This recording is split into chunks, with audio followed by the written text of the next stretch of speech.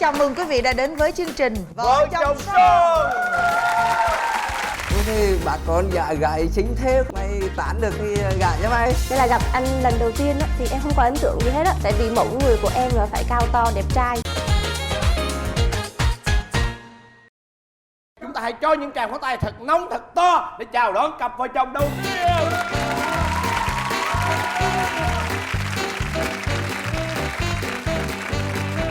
Xin chào hai em. Rồi, mời hai em giới thiệu về mình. Dạ. Mời em tên gì? Dạ, em tên là Tăng Thị Thanh Nhàn ạ. Năm nay em 32 tuổi và làm giáo viên. Nhàn là giáo viên mầm non hay là lớp mấy? Dạ, em giáo viên cấp 3. Dạ, em xin chào chị Hồng Vân, chào anh Quốc Thuận. Em tên là Hoàng Thiết Kế. Cái gì? Hoàng Thiết Kế. thiết kế. Hoàng Thiết Kế. Rồi giờ Dạ. tôi phải phiên dịch nữa rồi. Em làm công nhân nhà máy nước Đắk Minh ở Đắk Nông.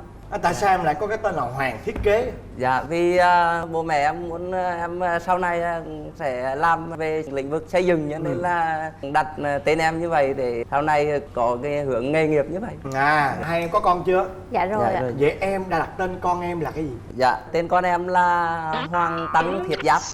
Ủa, nhưng mà lý do gì em đặt tên là Hoàng Tăng Thiết Giáp?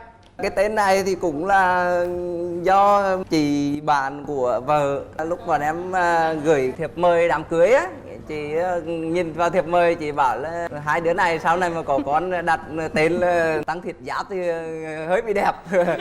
Có hai đứa có định có con đó không? Dạ. Nếu con trai xin gợi ý cho cái tên là Hoàng Tăng Đại Bác. Được không?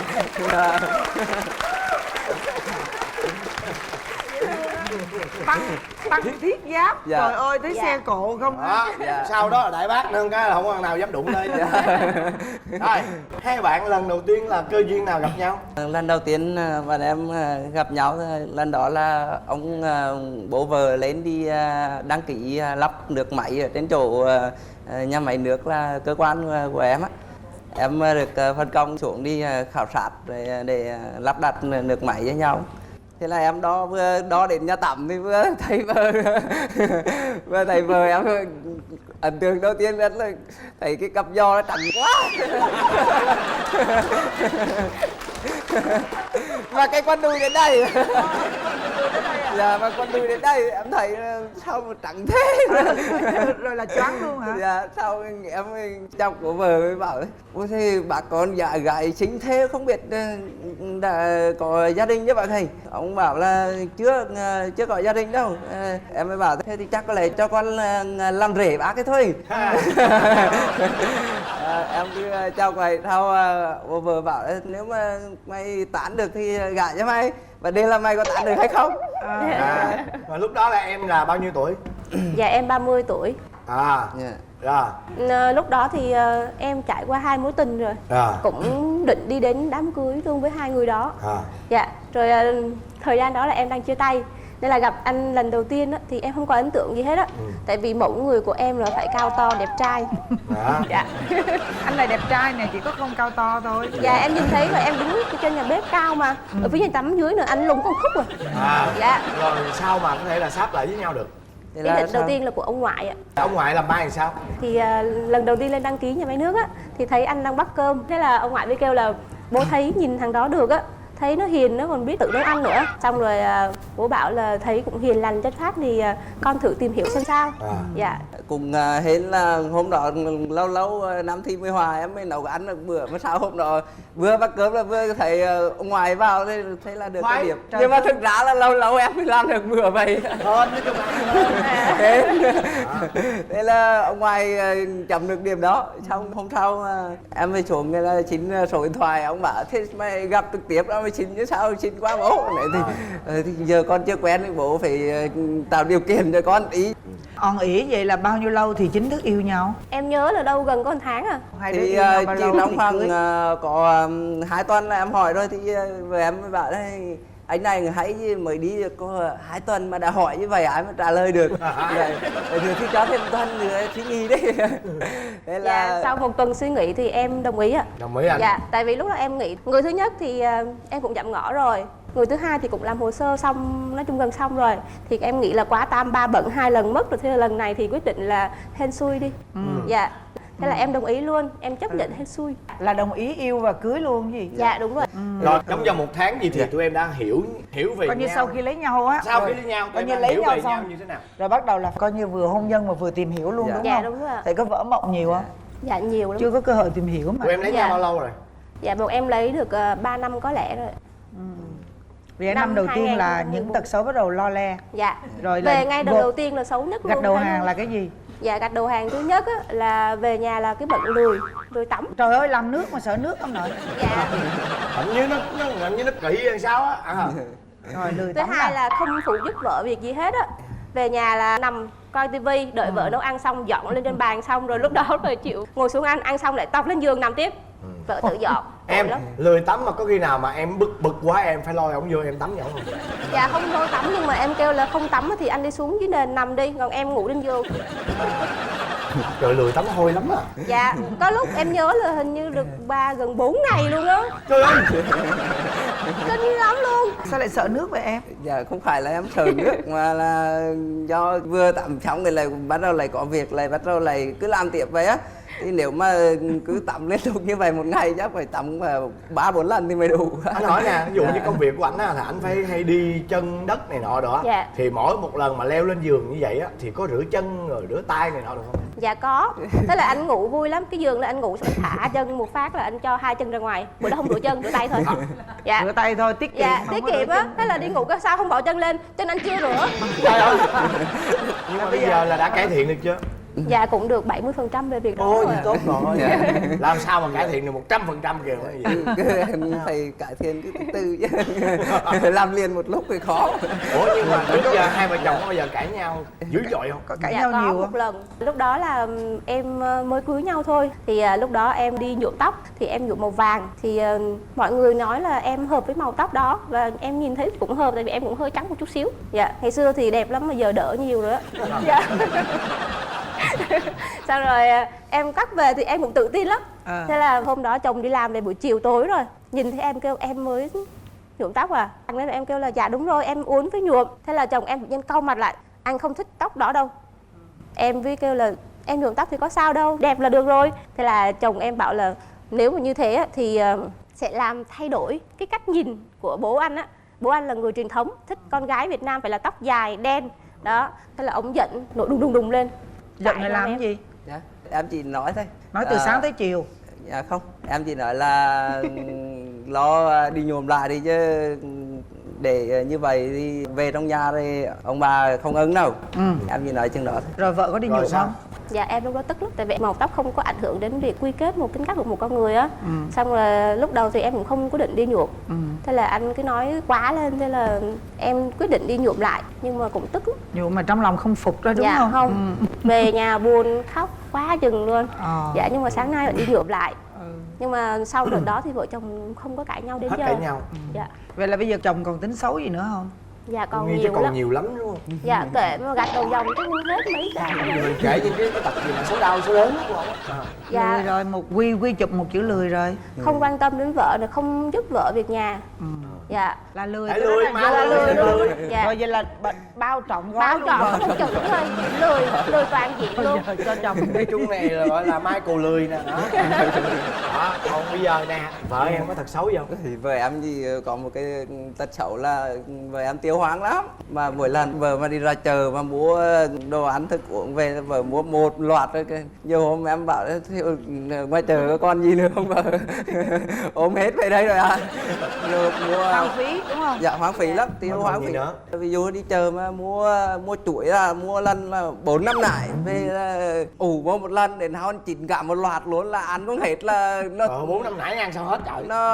nó thổi ra rồi là đưa đi vắt. Em thấy như vậy là nó lãng phí quá. Còn tật xấu gì nữa? Thì vợ em chỉ có cái tật xấu là tiêu hoang về mặt tài chính và đưa cho vợ em là không còn đồng nào hết.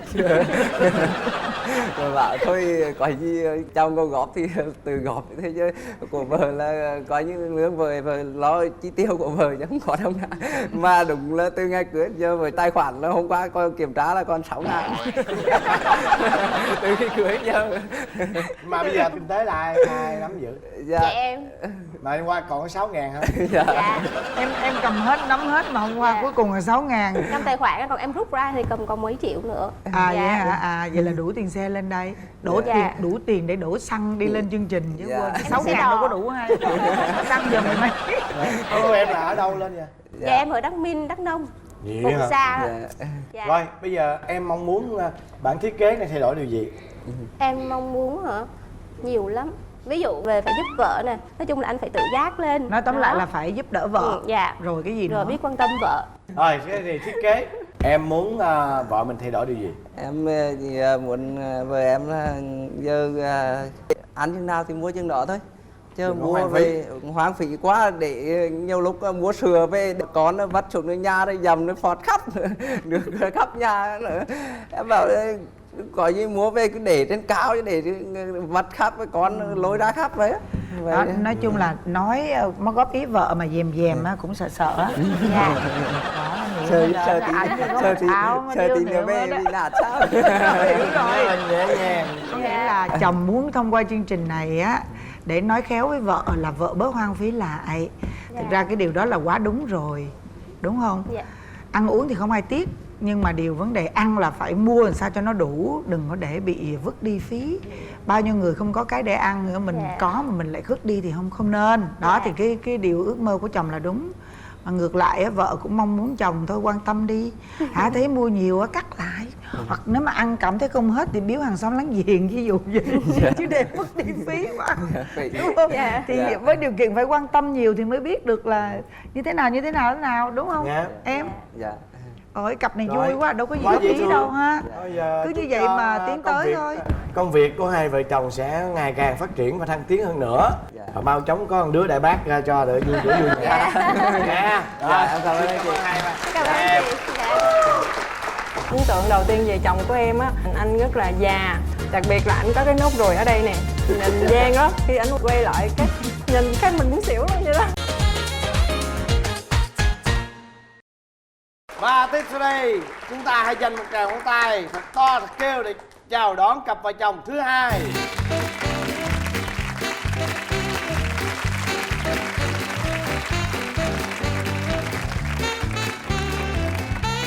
Mời em giới thiệu về mình. Chào anh Thuận, chào chị Văn. Em tên là Lê Thành Hiếu, đang là kỹ sư xây dựng, hiện đang làm ở Bình Dương. Em năm nay 25 tuổi. Hiếu cũng là quê Bình Dương luôn. Dạ không, em quê ở An Giang ạ. Dạ, xin chào chị Hồng Vân, chào anh Quốc Thuận. Em tên là Phạm Ngọc Duyên, năm nay em 25 tuổi. Quê của em ở Vĩnh Long và hiện em đang làm việc tại Bình Dương. Ủa nhưng mà Hiếu và Duyên là cơ duyên nào các bạn lại gặp nhau? Là cách đây 7 năm thì tụi em cùng học tại trường Đại học Cần Thơ, cùng học cùng khoa. Nhưng mà chồng em á, thì học ngành xây dựng, còn em thì học ngành quản lý công nghiệp. Có một cái môn tụi em học chung đó là môn bóng chuyền. Thì cái lần gặp đầu tiên của tụi em là diễn ra tại sân bóng chuyền. Thì cái ấn tượng đầu tiên về chồng của em á, anh rất là già, đặc biệt là anh có cái nốt ruồi ở đây nè, nhìn gian đó. Giang, đây phải không? Hay ghê không? Rồi á, chén thì đầy nếp nhăn luôn. Xong rồi anh mặc áo thể dục, rồi quần thể dục thì anh sang lên tới đây nè, rồi anh lộ cái chân ra lông không vậy đó. Để ý từ con Dè là dè chó này để ý nè. tới cái phần trắng nhăn rồi trời ơi. Dạ. Cái chân lông Tại, không? tại vì khi mà em quan sát ảnh thì em quan sát từ phía sau nên nhìn thấy cũng cao lớn, cũng đẹp, nhưng mà khi ảnh quay lại cái nhìn cái mình muốn xỉu luôn vậy đó. Sao kỳ vậy đó? Chị nhìn đây chị đâu thấy xỉu gì đâu. Mọi người có nhìn thấy Hiếu có xấu không ạ? Đẹp trai mà. Trai đúng không? Ít ra là Hiếu cũng đẹp trai thôi, được chút xíu. Thôi còn em, Hiếu, lúc đó em gặp Duyên thì sao Hiếu? Em thì hầu như trái ngược lại với vợ, là em cũng nhìn cô gái này nói chung là rất là xinh, rất là đẹp, đặc biệt là tóc thì dài. Dạ, cái buộc cái chùm tóc này rất là tươi tắn làm em rất là thích. lúc đó, nhưng mà chưa có một lần nào mà tỏ tình thể hiện với vợ em trong cái thời gian đó. Đến khi nào thì em mới thể hiện cho cô ấy biết? Suốt cái quãng đường đại học luôn là em không thể hiện. Đến mà cái thời gian mà em đi làm rồi cái cơ duyên là duyên trở về An Giang làm chung với em, tại vì em cũng có thời gian làm việc ở An Giang nữa, cho nên hai đứa em gặp nhau rồi lúc đó tình cảm của em á nó mới bộc phát trở lại. Có nghĩa là gặp nhau cách đây 7 năm. Dạ. Nhưng mà tỏ tình là cách đây mấy năm? Dạ, tỏ tình là cách đây khoảng một năm chị. Trời ơi, cái gì mà cách xa lâu dữ vậy đó hả? Gặp 7 năm mà coi như cách đoạn nhau 6 năm đúng không? Rồi mới cách đây 1 năm là tỏ tình. Dạ. Tại vì trong quá trình học bóng chuyền đó, em với cô bạn của em á giỏi thể thao lắm, cái đăng ký vô học bóng chuyền nhưng mà không đứa nào biết. Cái anh này nè, bữa đó ảnh cứ cầm trái bóng mà ảnh chơi một mình à, giống như là tự kỷ vậy đó. Cái đầu em mới lại cái anh này nè, em mới nhờ anh ơi chỉ giùm em bóng chuyền. Cái ảnh cũng nhận lời luôn, rồi từ đó tụi em biết nhau. Rồi sau đó khoảng 1 năm thì em cũng có người yêu, đó là cũng là mối tình đầu của em. Xong rồi em với cái người đó quen nhau được 3 năm, nên lúc đó em đâu có như bị dơm tính. Nói chung là hai bạn cách gọi là cách khoảng nhau là 6 năm trời. Dạ. Mà bạn này cũng dở thì các cơ hội tới không chụp liền đi để giãn ra hết 6 năm. Trời ơi, phí hoài. Nhưng mà cuối cùng cũng hốt được à. Cái gì ở đâu thì nó cũng về đó. Khi về An Giang nhắn tin tỏ tình thì sao? Cái lúc hốt nhau á thì lúc đó hai đứa em là cũng đang là độc thân hết rồi. Đang là độc thân tức là trước đó là em cũng đã có bạn gái à? Đúng rồi anh. Khi mà biết vợ em có bồ rồi á là em buồn quá, ngã rẽ sang hướng khác. Trời ơi, ngã rẽ sang hướng khác. Nói chung là không nghĩa cô này nữa, tính của em nó vậy đó. Rồi lúc mà nhắn tin tỏ tình, đặc biệt nhất là cái tin nhắn là muốn cưới trước rồi tìm hiểu sau. Trời ơi. Nhưng mà lúc đó đặc biệt cái là vợ tự nhiên sao đồng ý luôn. Cái là hai tụi em là tìm hiểu qua tin nhắn rồi làm tới luôn. Làm tới luôn. Cưới luôn đó hả em? Dạ. Thì khi mà anh mới nhắn tin tỏ tình với em á, em đồng ý liền. Cái sau rồi cái cỡ 3 ngày sau bắt đầu em nhận được cuộc gọi. Thì cái cuộc gọi này là hẹn em đi uống nước để mà gặp mặt nói chuyện. Thì em nhận được cuộc gọi thì em là con gái anh trai? Dạ là con gái anh, là cô bồ cũ của anh này nè. Phải bởi gì mới nói rõ. Phải bởi gì mới nói rõ. Nghe vậy là biết rồi. Ai biết, tưởng nhiều khi là mẹ của bồ cũ. Cuộc gọi là biết rồi. Rồi cái em gọi cho anh này liền, em không có dám nhận lời đi. Cái chị cái người đó cái gọi em hẹn em hoài à. Cái em sợ quá, em không biết làm sao hết trơn á. Em nói là em đi học Anh văn. Trời mưa tầm tã, em cứ nghĩ là cái người đó đã hủy cuộc hẹn với em rồi. Ai về đâu, khi mà em kết thúc cái buổi học đó xong rồi cái người đó tiếp tục hẹn em, nói là đang ở đó đợi em. Rồi em thấy cái người này cũng nhiệt tình, cũng thôi cứ đi gặp đại, thôi cứ đi gặp đại đi, tới đâu thì tới. Thì ấn tượng đầu tiên của cái người đó là làm cho em có cảm giác cũng thân thiện. Xong rồi cái người đấy mới nói là rất là thương Hiếu, không thể nào mà nói bỏ là bỏ được. Cái người đó cảm giác giống là muốn tha thiết em từ bỏ Hiếu đi để mà nhường lại. Nói chung là nhường lại đó. Dạ. Rồi lúc đó cái ý định trong lòng em là em muốn rút lui. Tại vì thật sự lúc đó tình cảm của em dành cho Hiếu cũng chưa có nhiều. Rồi qua cái cuộc trò chuyện đó xong em mới nói Hiếu là em không muốn tiếp tục nữa. Tại vì em có cảm giác là mình đã lấy mất cái hạnh phúc của người ta. Em có cảm giác em là người thứ ba. Xong rồi Hiếu cho em cái niềm tin nó lớn lắm luôn. Hiếu nói là Hiếu đã quyết định chọn em rồi thì Hiếu sẽ giữ em chứ Hiếu không để em mất. Xong rồi bằng nhiều cái hành động lắm, Hiếu làm cho em nhiều thứ lắm. Rồi em quyết định không có từ bỏ Hiếu. Rồi cô kia có đồng ý không? Em nghĩ là cái người đó cũng không có muốn đồng ý. Nhưng mà do em với Hiếu quá kiên quyết rồi, chị có muốn ngăn cản cũng không được. Rồi cô có hẹn nữa một lần nữa không? Có lần thứ hai đề nghị em chia tay Hiếu thêm lần nữa không? Không có đề nghị em chia tay với chồng em nữa. Nhưng mà thời gian đó hay gọi cho em lắm, hỏi em về sở thích hay tính tình, em có hiểu gì về chồng em không. Rồi em nói là em muốn tìm hiểu từ từ để mà giống như là mình cùng vượt qua, cùng tự tìm hiểu. Rồi còn cái lần nào mà cô gọi cho em để mà cô hẹn ra nữa hay không? Cách đây là khoảng 4 tháng, chị có nhắn tin cho chồng của em là nói là hiện tại chị đang bệnh nặng, nếu như mà không đưa đến bệnh viện kịp lúc á thì có thể là 3 ngày sau tôi phải chết. Cái lúc đó chồng em chia sẻ với em thì em cảm thấy là rất là sợ. Tại vì lúc đó mình không có nghĩ là đó là người yêu cũ của chồng mình, mà mình nghĩ đó là một cái người chị của mình. Cái bắt đầu em mới tìm đủ mọi cách để mà liên hệ với người nhà của chị tới để chăm sóc cho chị. Chị nói là chị muốn là chồng em về để mà gặp chị. Rồi em mới tìm được là em của chị đó, em mới nói là tình trạng của chị như vậy đó, coi để mà đưa chị tới bệnh viện để mà kịp chữa trị. Xong rồi cái anh đó anh cũng tìm hiểu về chị, cái bắt đầu anh lại chửi em. Anh nói là nói láo, chuyện không có mà nói có. Qua lần đó em cảm thấy rất là bức xúc, em không hiểu tại sao mà lại chửi em như vậy. Chị hiểu rồi. Ủa rồi còn Hiếu thì sao? Nói chung cái việc đó xảy ra thì cũng làm em có chút lo lắng. Em cũng cùng với vợ tìm hiểu, cũng liên lạc với người anh đó. Rồi qua lần đó em cũng nói chung là muốn hoàn toàn cắt đứt liên lạc với chị đó. Nhưng mà tới bây giờ thì sao? Hiện tại thì cũng lâu lâu nhắn tin với em, nhưng mà em cũng trả lời theo phép lịch sự rồi cho qua thôi, chứ không có ý gì hết. Chị cũng muốn chia sẻ một chút xíu với em. Thứ nhất là thái độ của em cần phải kiên quyết, không tin tức, không nhắn tin, không gì cả. Chỉ một lần duy nhất em nói một câu là anh đã có gia đình. Em không muốn mang đến cái nỗi buồn cho cái gia đình nhỏ của em.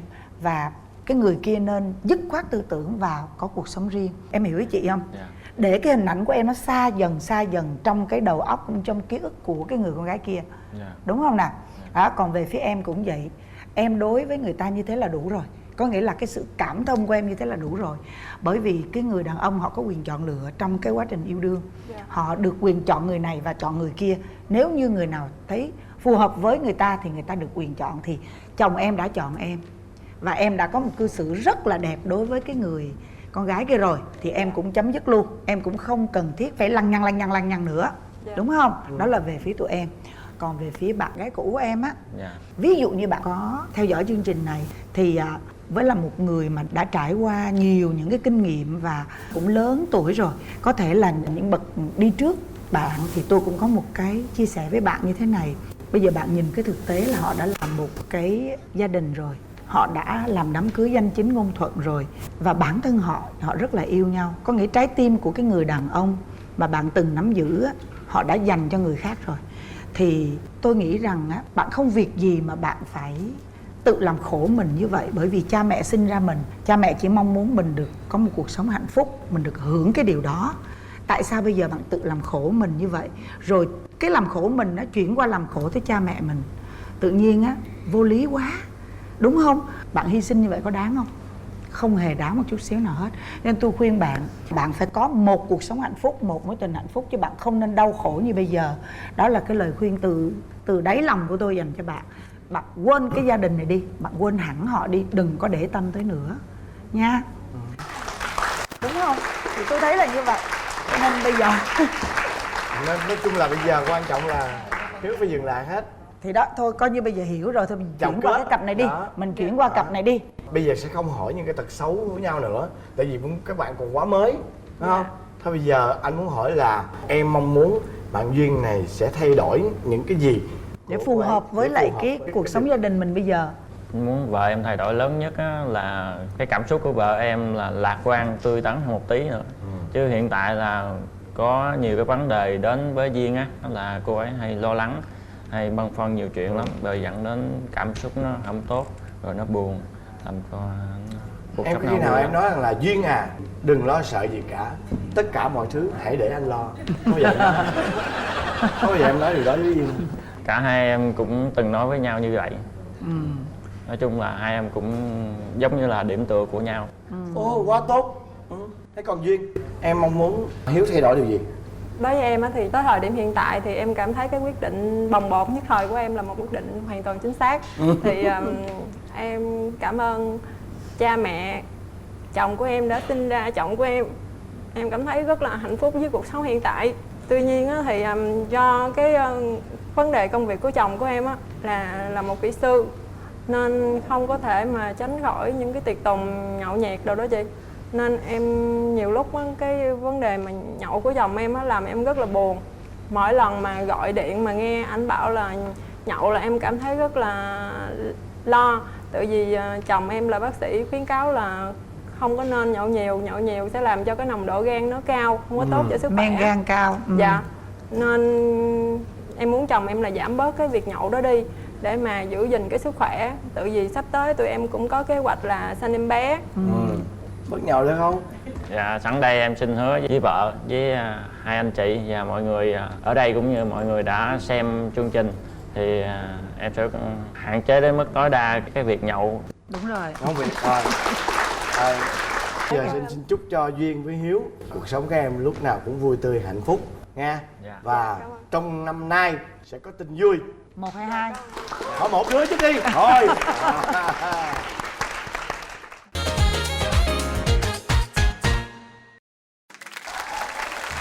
Và sau đây là đến phần kiểm tra hữu ý và bốc thăm may mắn. Chúng ta có các phần quà như sau. Trước tiên đó chính là một bộ sản phẩm sữa dưỡng trắng da toàn thân Phi Thanh Vân chiết xuất từ các dưỡng chất thiên nhiên trị giá 2 triệu đồng. Và món quà thứ hai đó chính là một bộ sản phẩm sữa ong chúa Viên Nang Defect giúp tăng cường hệ miễn dịch, giảm cholesterol, giúp tái tạo tế bào da, làm sáng da và mịn màng.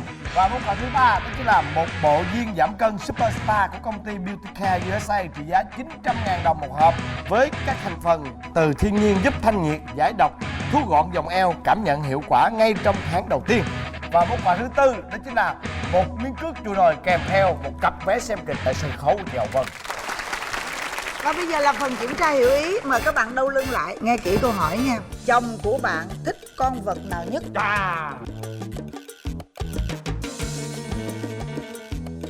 Để coi Hiếu thích con vật gì nhất. 1, 2, 3, đi ra. Con chó. Này để tôi coi nha. Thiết kế, em thích con gì nhất? Quay ra, quay qua. Con trâu. Má ơi. Trời ơi. Như vậy là vợ chồng của Hiếu sẽ được ưu tiên chọn một trong 4 màu sắc này. Màu gì? Dạ. Màu xanh. Ai? Màu vàng ạ. Màu vàng. Dạ. Đỏ ha. Rồi tôi màu hồng cho nó Thôi, nam tính. em vô đi. Rồi. Bây giờ Thuận và chị Vân sẽ mở trước nha. Mời quý vị đếm nào. 1, 2, 3. Mời hai cặp vợ chồng chuẩn bị mở nào. 1, 2, 3.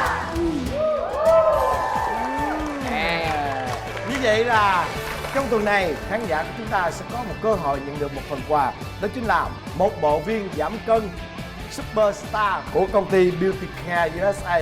Tuy nhiên để nhận được phần quà này chúng ta phải trả lời được câu hỏi của chị Hồng Vân. Và câu hỏi đó như sau. Cô vợ ở cặp đôi thứ nhất bị chồng giận vì chuyện gì? A. Đi cắt tóc kiểu mới. B. Đi nhuộm tóc. C. Đi làm tóc con. Quá dễ, quá dễ. Và câu thứ hai là có bao nhiêu người trả lời giống như bạn? Còn bây giờ chúng tôi xin tạm biệt. Và mỗi tuần chúng ta sẽ gặp lại nhau vào tối Chủ nhật hàng tuần lúc 22 giờ trên kênh HTV7 với chương trình Vợ chồng son.